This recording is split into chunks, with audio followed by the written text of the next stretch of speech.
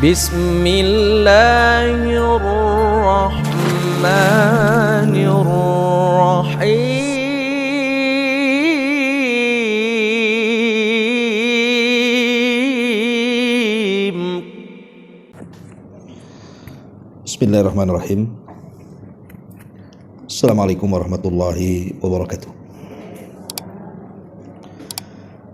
Alhamdulillah wassalatu wassalamu ala rasulillah wa ala alihi wa sahbihi wa mawalah wa la hawla wa la quwata illa billahi wa ba'du. Alhamdulillah, di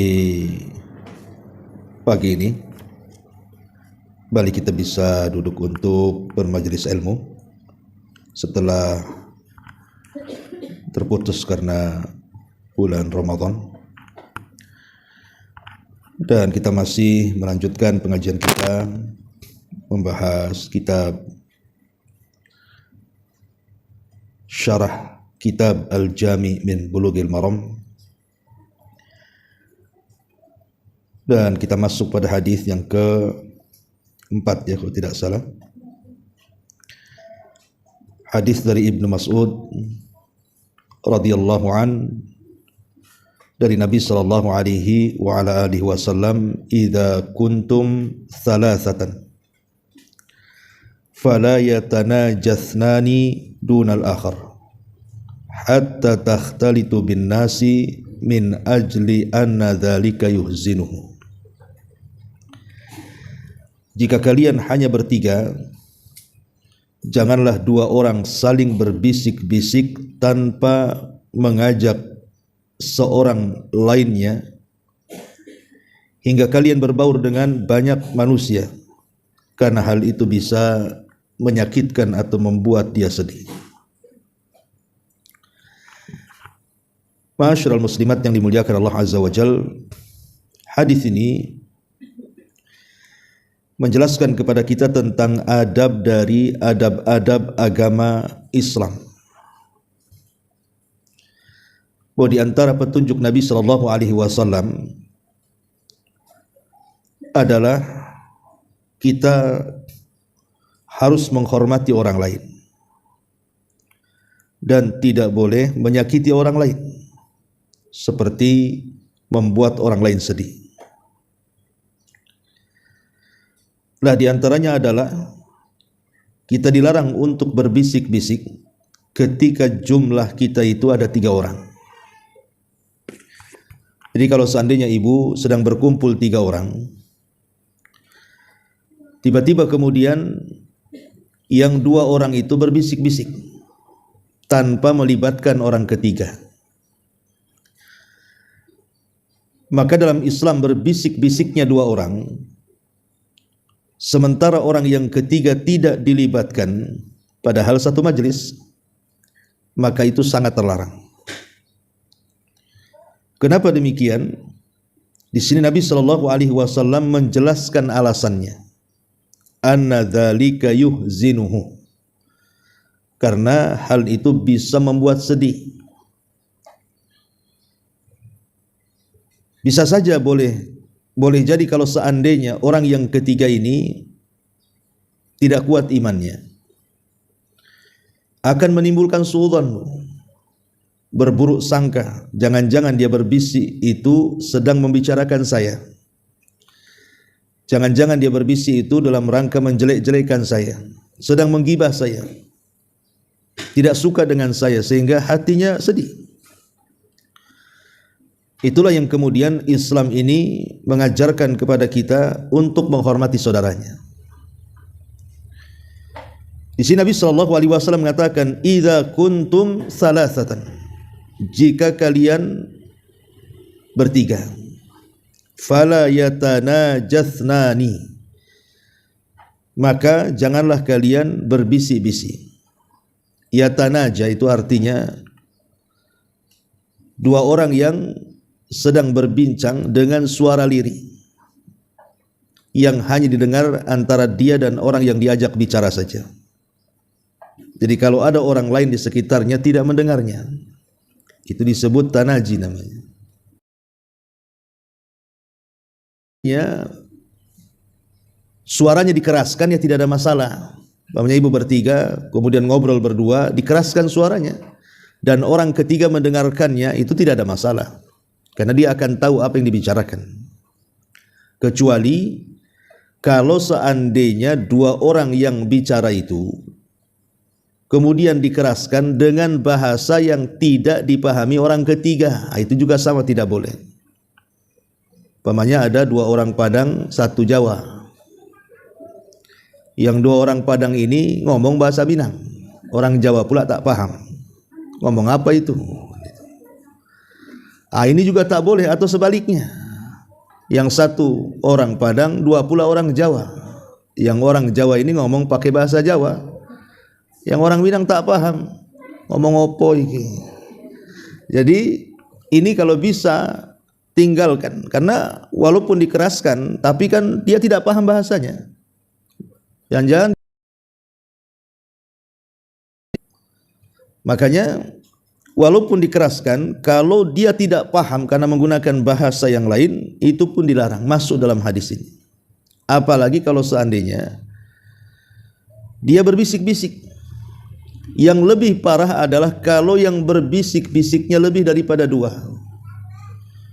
Umpamanya orangnya ada 4, yang 3 berbisik-bisik, yang 1 pula tak diajak.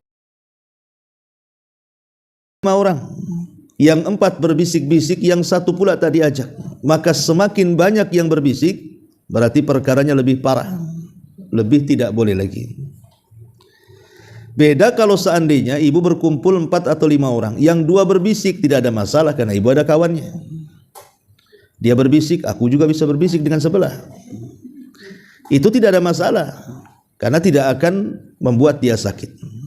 Yang jadi masalah itu kalau ibu sendirian ditinggalkan oleh kawannya berbisik-bisik dengan orang lain padahal satu majelis. Makanya di sini Nabi SAW mengatakan, "Idza kuntum thalathatan fala yatanajasnani dunal akhar." Jika kalian hanya bertiga, janganlah 2 orang saling berbisik tanpa mengajak orang ketiga. Hatta takhtalitu bin nas, kata Rasul, sampai kalian betul-betul berbaur dengan banyak manusia. Artinya kalau seandainya banyak orang, kayak ibu nih lagi ngaji sekarang kan, ramai orang, kemudian di antara ibu ada yang berbisik 2 orang, itu tidak ada masalah karena ibu berbisik di tengah-tengah keramaian. Inilah makna hatta takhtalitu bin nas, min ajli anna dzalika yuhzinuhu, karena hal itu bisa membuat sedih.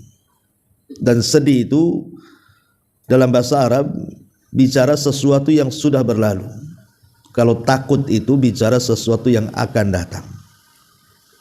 Jadi kalau yang akan datang itu disebut takut, tapi kalau yang sudah berlalu disebut sedih. Kenapa demikian? Karena tadi jangan-jangan dia sedang membicarakan apa yang sudah berlaku pada diriku. Kenapa dia hanya berdua saja ngomong? Kenapa aku tidak dilibatkan? Jadi akan sedih di sini. Ma'asyiral muslimat yang dimuliakan Allah Subhanahu wa taala. Dari sini ada faedah besar. Dari hadis ini ada faedah besar. Apa faedahnya? Hifdhan lisalamati sudur. Kita menjaga keselamatan hati saudara kita, supaya hati saudara kita tidak berburuk sangka kepada kita. Karena buruk sangka itu bagian daripada senjata syaitan untuk supaya kita akhirnya bertengkar. Ma'asyiral muslimat yang dimuliakan Allah Subhanahu wa taala. Ulama mengatakan bahwa an-najwa min masaidi syaitan. Jadi berbisik-bisik 2 orang dan tidak melibatkan yang ketiga, itu termasuk senjata syaitan. Dan itu disebutkan di dalam Al-Quran surah Mujadilah ayat 10. Innaman najwa minasyaitan. An-najwa berbisik-bisik 2 orang itu dan tidak melibatkan yang ketiga, itu dari syaitan, kata Allah. Liyahzunal ladzina amanu, untuk membuat sedih orang-orang yang beriman. Wa laisa bidharrihim syai'a illa biidznillah. Tapi bagi orang-orang yang beriman tidak memadaratkan sedikit pun kecuali karena izin Allah. Jadi berbisik-bisik itu bagian daripada sifat setan masalahnya. Ingat ketika Nabi SAW mengatakan setan itu sudah putus asa untuk mengajak bangsa Arab itu menyembah dirinya. Karena di zaman Nabi SAW berhala-berhala itu kan dihancurkan, kemudian tauhid ditegakkan, sehingga tidak ada orang yang menyembah setan lagi. Jadi setan itu putus asa untuk membuat jazirah Arab itu menyembah dirinya. Tapi kata Nabi SAW, ada senjata setan, walaupun dia sudah tidak bisa disembah orang, apalagi orang-orang yang sudah belajar tauhid, tidak mungkin menyembah setan lagi. Tetapi setan itu punya senjata. Kata Nabi SAW, walakin bitahrisi bainahum. Tapi setan akan berusaha untuk membuat bertikai manusia, untuk membuat bermusuhan manusia. Lah salah satunya adalah dengan cara atanaji di sini, an-najwa. Setan akan memasukkan di hati orang yang ketiga ketika melihat dua kawannya sedang berbisik-bisik, di situ setan masuk, mengotori hatinya, kemudian menimbulkan buruk sangka kepada saudaranya. Jangan-jangan begini, jangan-jangan begitu.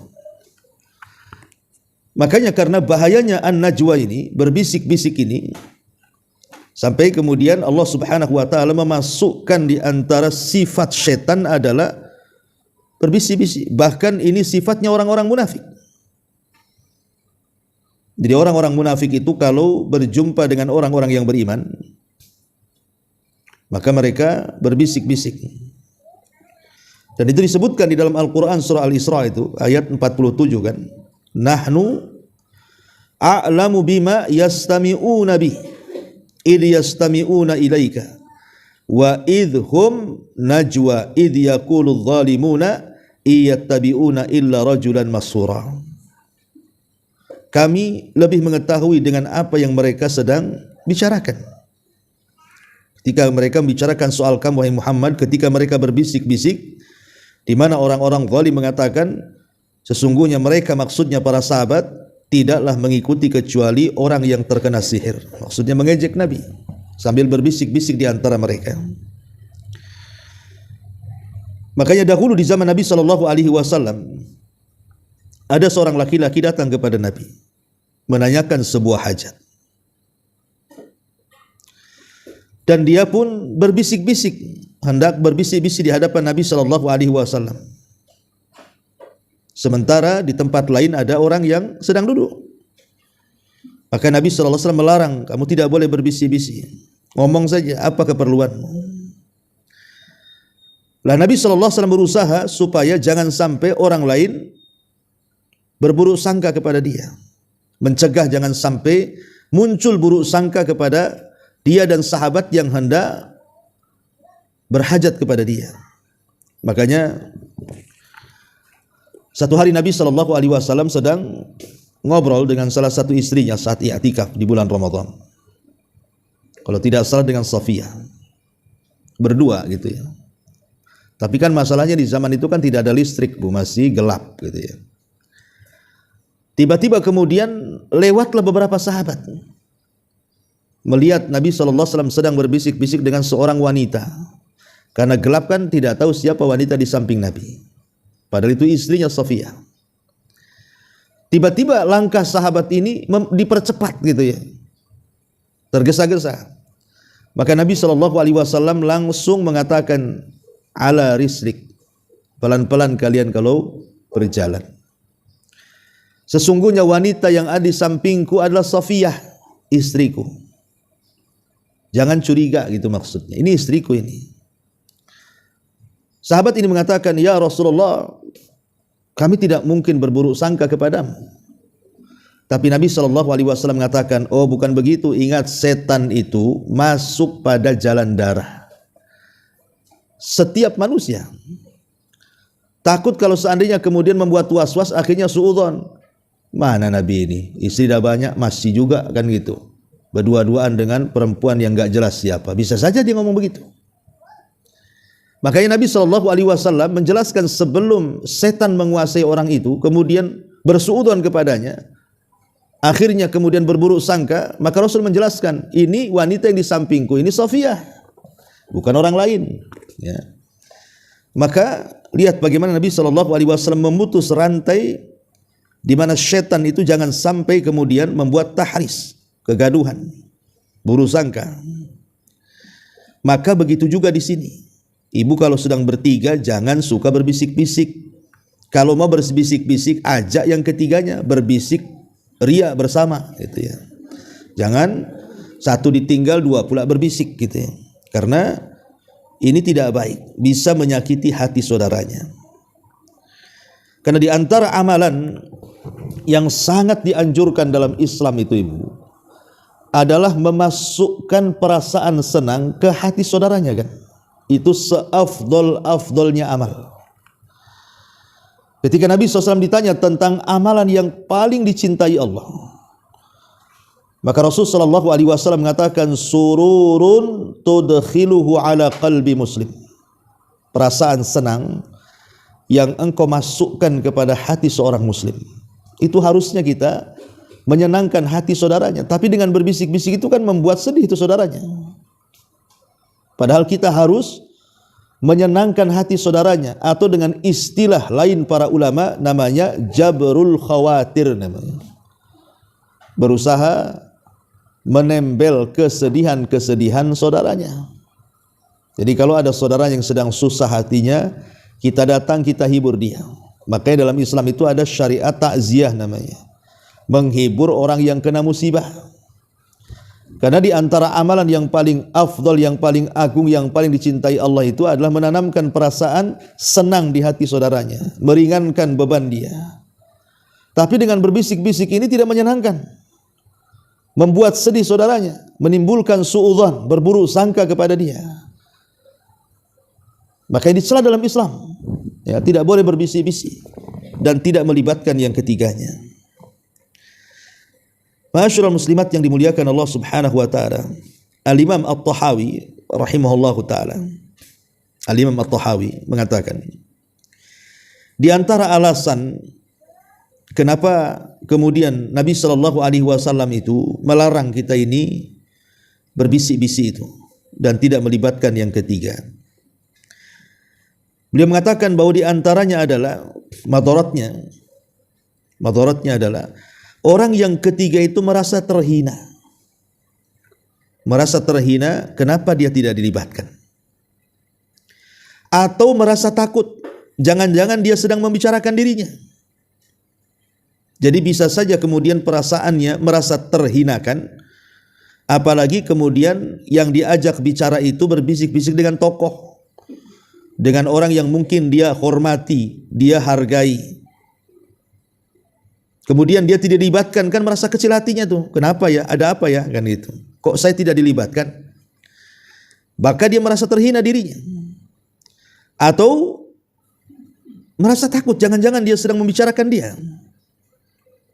Jangan-jangan dia sedang menggibah dirinya. Akhirnya kemudian muncul buruk sangka tadi. Lah dari dua perkara ini, makanya kemudian Nabi SAW melarang. Karena Nabi menjelaskan alasannya anna dzalika yuhzinuhu, khawatir kalau seandainya berbisik-bisik itu membuat sedih saudaranya itu bisa melukai hatinya. Sementara kita disuruh untuk menanamkan perasaan senang kepada hati saudaranya. Ma'asyiral muslimat yang dimuliakan Allah Subhanahu wa taala. Baik, kita baca sedikit syarah yang disebutkan dalam buku yang kita kaji ini. Setelah pengarang menyebutkan hadis ini, hadis dari Ibnu Mas'ud dari Nabi sallallahu alaihi wasallam. Kemudian pengarang menjelaskan di sini. Hal ini sangat jelas dan termasuk akhlak mulia. Jadi meninggalkan berbisik-bisik dan tidak mengajak yang ketiga itu adalah akhlak yang mulia. Hal ini juga termasuk kesempurnaan syariat dan perhatian syariat terhadap kemaslahatan hamba-hambanya. Lihat bagaimana indahnya syariat. Hal-hal yang bisa memadaratkan orang lain itu dilarang. Makanya Nabi SAW mengatakan apa? La dharara wa la dirar. Tidak boleh mendatangkan madarat kepada diri sendiri dan tidak boleh mendatangkan madarat kepada orang lain. Itulah indahnya syariat Islam. Kemudian jika 3 orang sedang bersama-sama tetapi 2 orang saling berbisik-bisik, orang ketiga akan merasa susah. Dia khawatir jangan-jangan dialah yang sedang mereka bicarakan kan. Oleh karena itu tidak sepantasnya hal itu dilakukan. Hendaklah mereka bertiga berbincang-bincang bersama. Demikian pula jika 2 orang berbicara dengan bahasa yang tidak diketahui orang ketiga. Yang tadi saya contohkan, yang 2 orang Padang, 1 pula orang Jawa. Yang orang Padang ini ngomong bahasa Minang, yang orang Jawa pusing ngomong apa itu. Lah ini juga sama, ini serupa dengan berbisik-bisik, serupa dengan berbicara secara rahasia. Sebagai contoh, orang ketiga tidak mengetahui bahasa Inggris. Lalu 2 orang yang lain berbicara dengan bahasa Inggris di hadapannya, atau menggunakan bahasa lain yang tidak diketahui orang ketiga. Hal ini tidak sepantasnya dilakukan karena sama saja dengan berbicara secara rahasia dan membuat orang ketiga bersedih. Akan tetapi jika mereka berempat atau lebih tidak mengapa 2 orang berbisik-bisik karena orang lain yang mengajak bicara orang yang ketiga. Artinya kalau lebih daripada 3 orang enggak apa-apa 2 orang berbisik-bisik, karena orang ketiga juga bisa berbisik-bisik dengan orang keempat kan begitu. Tidak terlalu menyakitkan. Ya gimana Bu, ibu bertiga, ibu tidak diajak bicara, sementara mereka berdua bicara di depan ibu. Gimana perasaannya kan begitu? Lah hukum ini juga berlaku apabila mereka berempat.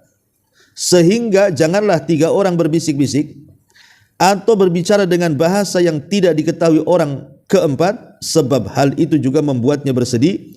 Demikian apabila mereka berlima lalu 4 orang berbisik-bisik tanpa mengajak yang kelima, maka hukumnya sama persis hingga mereka berbaur dengan orang lain. Ya, kalau berbaur sudah berbaur ya tidak ada masalah. Ya, jadi larangan berbisik-bisik itu dikarenakan akan mengganggu muslim yang lainnya. Tapi kalau gangguan itu tidak ada, maka tidak ada masalah Bu. Misalnya 2 orang berbisik-bisik dan ketika itu hadir jamaah yang banyak, atau ada 2 orang yang berbisik-bisik dan 2 orang lain berbisik-bisik, umpamanya 4 orang, 2 berbisik-bisik, 2 juga berbisik-bisik, tidak ada masalah karena tidak mengganggu masalahnya. Yang jadi masalah itu kalau sudah mengganggu. Inilah di antara keindahan Islam namanya Bu ya, keindahan adab Islam. Bahwa kita tidak boleh berbisik-bisik kalau sampai kemudian memadaratkan saudaranya. Karena dahulu ada sahabat namanya Abdullah ibnu Umar. Jadi berkata Abu Saleh, faqultu libni Umar, aku bertanya kepada Ibnu Umar, bagaimana kalau seandainya 4 orang? Qala la yadur, tidak ada masalah kalau 4 orang. Artinya kalau kurang dari 4 orang, 3 orang, yang 2 berbisik-bisik, yang 1 tidak, itulah yang dilarang. Tidak boleh. Dan sekali lagi ini bagian daripada adab. Karena di masyarakat yang seperti ini biasa Bu, hati-hati Bu ya, ibu ngajak orang atau ngajak kawan bertiga di warung kopi atau di warung mana gitu ya, yang 2 berbisik-bisik, yang satunya pula tadi ajak. Ini kan sering terjadi, banyak sekali terjadi.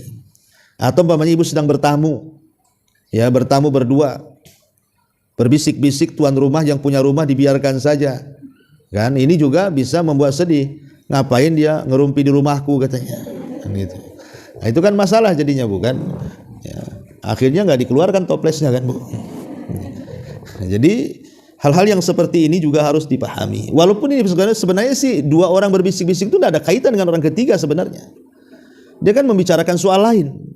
Mungkin bicara soal pinjam uang, ya, malulah didengar kawannya, berbisik-bisiklah dia, ya, ada uang enggak kan itu, umpamanya kan.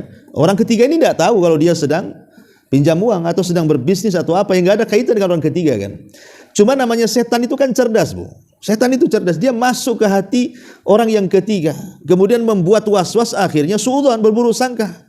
Apain ya dia ngomong, jangan-jangan. Nah, begitu maksudnya, makanya kemudian Islam itu memutus, ya, supaya jangan sampai setan itu masuk ke orang ketiga, akhirnya berburuk sangka. Nah, kalau sudah berburuk sangka ini kan bahaya, karena akan menimbulkan permusuhan, ya, kebencian. Ah, malas saya diajak dia lagi. Kenapa? Kalau dia ngomong nggak pernah saya dilibatkan, buat apa saya ikut dia? Jadi hal-hal yang seperti ini dijaga. Ini bagian daripada adab yang diajarkan Nabi Sallallahu Alaihi Wasallam. Wallahu a'lam. Ya, ini hadis yang keempat. Kita masuk hadis yang kelima. Hadis dari Ibnu Umar dari Nabi Sallallahu Alaihi Wasallam, beliau bersabda, La yuqimur rajulur rajula yajlisu fihi walakin tafassahu wa tawassau. Kata Nabi sallallahu alaihi wasallam, jangan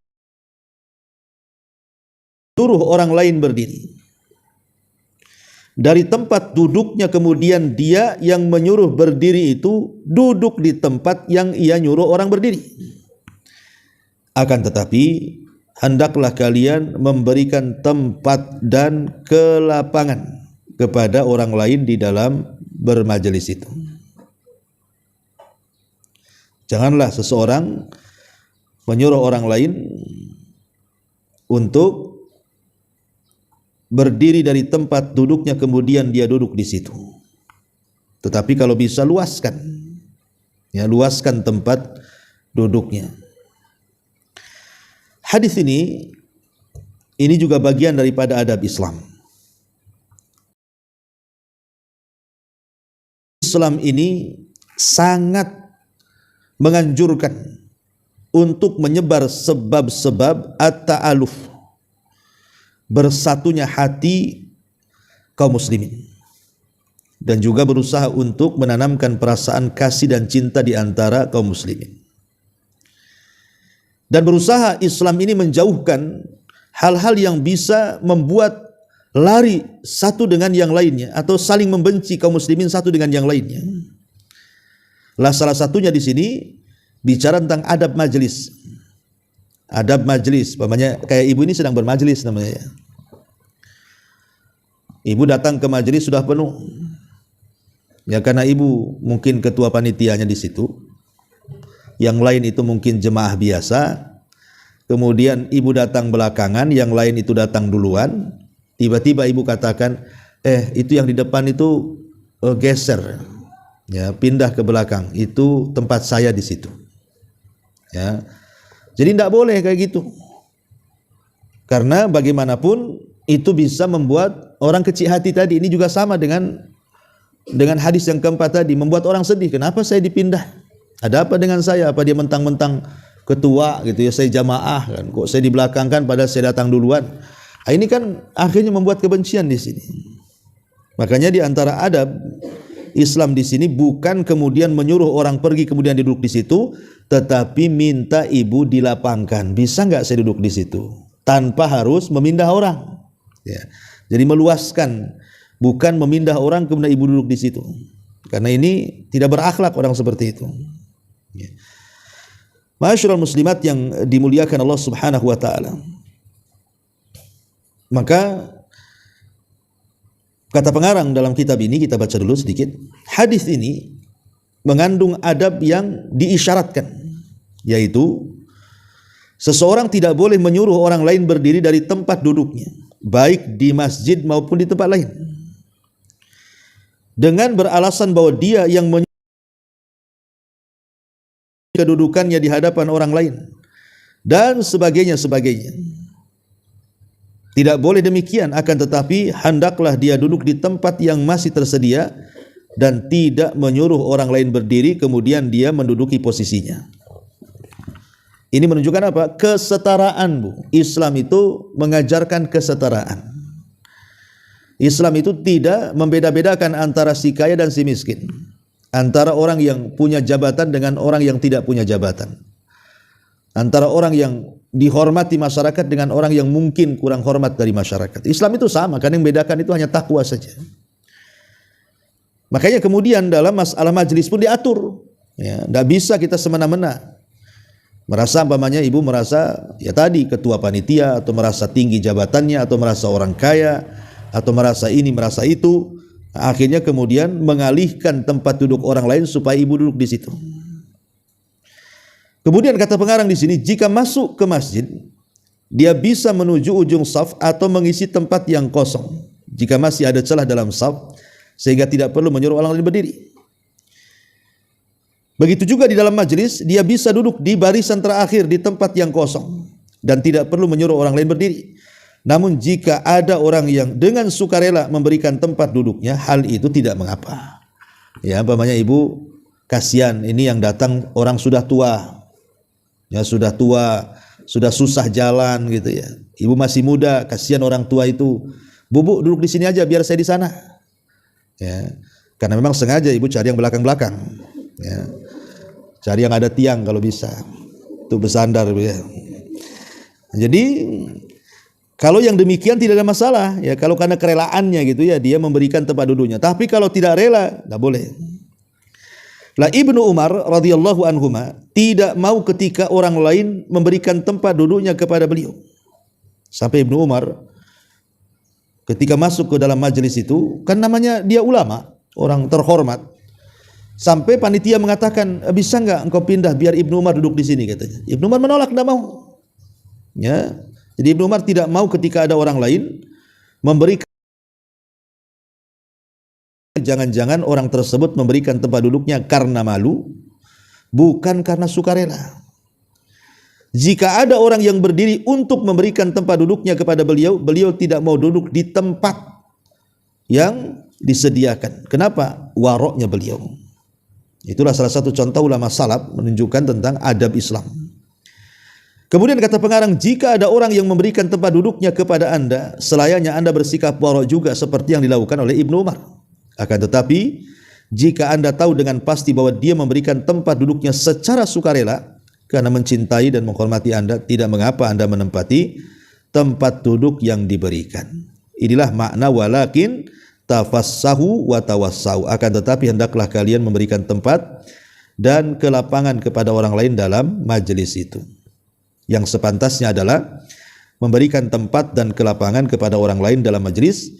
Jika seseorang datang sedangkan tempat yang tersedia sempit, hendaklah orang yang telah berada di tempat tersebut merapat memberikan tempat kepada yang baru datang.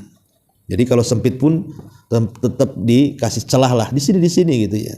Ya, jadi itu yang harusnya dilakukan seorang muslim dalam adab bermajelis. Wallahu a'lam. Saya kira 2 hadis dulu. Tapi sebelum saya tutup, silakan kalau ada yang bertanya.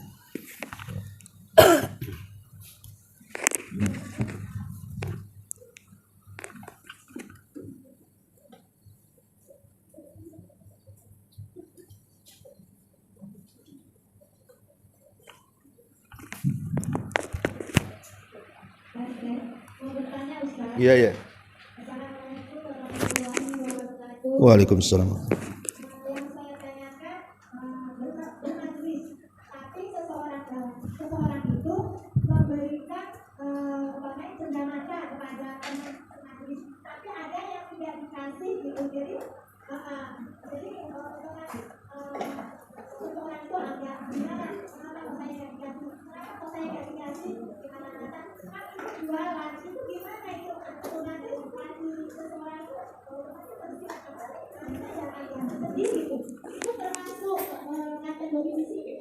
Cindera mata, hadiah karena perlombaan atau enggak?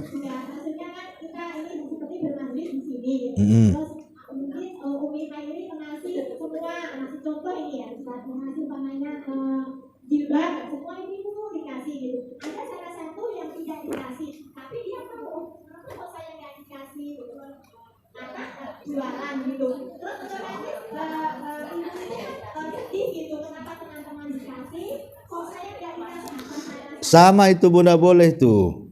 Nggak boleh itu, harus dikasih semua. Kalau dikasih, kasih semua. Kecuali kalau tadi pamannya lagi ngaji gini, ibu ngasih jilbab ke saya, tolong Ustadz kasih pertanyaan jamaah yang bisa jawab, kasih. Itu kan memang dapatnya karena bisa menjawab pertanyaan. Tapi umpamanya yang datang di sini 100 orang, ibu kasih 99 orang, yang satu pula tadi kasih. Nah, ini kan masalah Bu. Ada apa dengan saya kan gitu? Kenapa saya dilainkan, apa ras lain saya di sini kan begitu? Kan repot jadinya. Nggak boleh. Ya itu pun sama kan intinya itu Bu, membuat orang sedih. Inti daripada hadis tadi yang keempat itu, kenapa dilarang coba berbisik-bisik? Padahal terkadang yang dibisikkan itu bukan membicarakan orang ketiga kan Bu. Terkadang membicarakan tentang tema lain, tidak ada kaitan dengan orang itu. Tapi karena membuat sedih, itu yang dilarang. Maka hukum dalam Islam itu ada istilah usul fikih itu, al-hukmu yaduru ma'illatihi wujudan au adama. Jadi sebuah hukum itu akan bermuara kepada ilatnya, kepada sebabnya. Di mana ada sebab ada hukum, tidak ada sebab tidak ada hukum. Selama perkara yang ibu lakukan itu bisa membuat sedih yang lainnya, tetap dilarang. Kecuali kalau yang tidak diberi jilbab itu tidak sedih. Ya, tidak sedih sama sekali. Itu banyak di toko saya, ngapain juga saya dikasih kan itu. Karena dia penjual jilbab, dia tidak merasa sedih, tidak ada masalah. Karena tidak ada sebab kan yang membuat hukum tadi. Tapi kalau umpamanya dia membuat sedih walaupun dia pedagang jilbab, tapi kan satu majelis masalahnya. Kan tidak ada masalah memberikan hadiah itu kepada orang kaya. Hadiah itu kan tidak harus kepada orang miskin, lain sedekah. Ya, sedekah umpamanya satu majelis ini 90% orang miskin, 10% orang kaya. Ibu ngasih sedekah, terkadang yang 10% itu merasa tersinggung, saya kaya ngapain dikasih sedekah. Lain kalau hadiah itu kan bisa kepada orang yang kaya, yang sudah ada, yang sudah punya, ataupun kepada orang susah. Konteksnya ini kan ngasih hadiah Bu masalahnya. Nah, kalau sampai kemudian membuat sedih saudaranya, tak boleh lah. Masa saya nggak dikasih, satu majelis dikasih, ada apa ini? Apa saya lain sendiri di sini kan? Nah ini kan nggak boleh ya, nggak boleh. Walaupun dia seorang pedagang, tetap ibu kasih. Boleh jadi dengan ngasih itu akhirnya dia besok ngasih balik itu. Wallahu a'lam.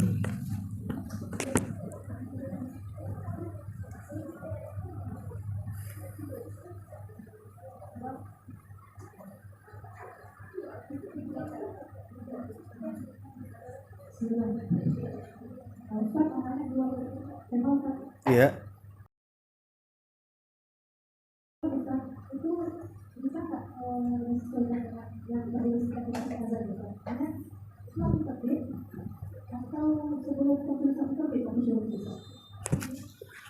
Iya, waktu syuruk itu ya ketika terbit matahari kemudian meninggi kira-kira 15 atau 20 menit gitu ya. Jadi syuruk itu namanya syuruk itu terbit matahari. Matahari ketika terbit itu disebut syuruk namanya. Cuman kan kita tidak boleh melakukan ibadah saat terbit. Karena hal itu termasuk tanduk setan. Kenapa disebut tanduk setan? Karena orang-orang musyrik sedang menyembah matahari. Makanya biarkan matahari itu meninggi sedikit. Sampai selesai para penyembah matahari itu nyembah, baru kita sholat. Ya, namanya sholat syuruk. Yang disebutkan oleh Nabi SAW pahalanya sama dengan haji dan umroh secara sempurna. Kalau dia tidak beranjak dari tempat sholatnya dari waktu subuh sampai syuruk. Jadi syuruk itu artinya selepas terbit matahari dan meninggi satu tombak. Itu disebut syuruk. Wallahu a'lam. Ya, kalau dibuat jam agak sulit ya, tapi alhamdulillah pemerintah kita kan sudah membuat jadwal waktu biasanya ya. Pemerintah kita kan sudah ada itu waktu subuh, waktu syuruk, waktu duhur, tanggal berapa, bulan berapa itu alhamdulillah sudah ada, tinggal melihat aja jadwal yang ditentukan pemerintah. Iya nggak apa-apa. Ya kalau memang itu memang jadwal yang ditentukan oleh pemerintah ya nggak masalah. Ya, karena pemerintah itu kan biasanya mereka tidak mungkin menentukan sembarang, sudah ada timnya. Timnya menentukan waktu syuruk sekian itu ya. Nah, tapi kalau seandainya ibu bisa melihat secara langsung, ya alhamdulillah itu lebih baik lagi. Nah, cuman kan ibu kadang-kadang terbentur dengan waktu-waktu di mana langit sedang tidak cerah, mungkin sedang mendung, kan sulit menentukan waktu syuruk. Lihat keluar, oh gelap, kapan syuruknya, dan itu ya. Maka patokannya adalah dengan jam tadi, kebiasaan.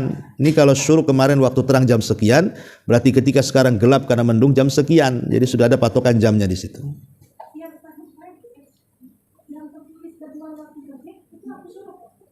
Iya, jadwal waktu terbit itu waktu syuruk. Iya. Wallahu a'lam.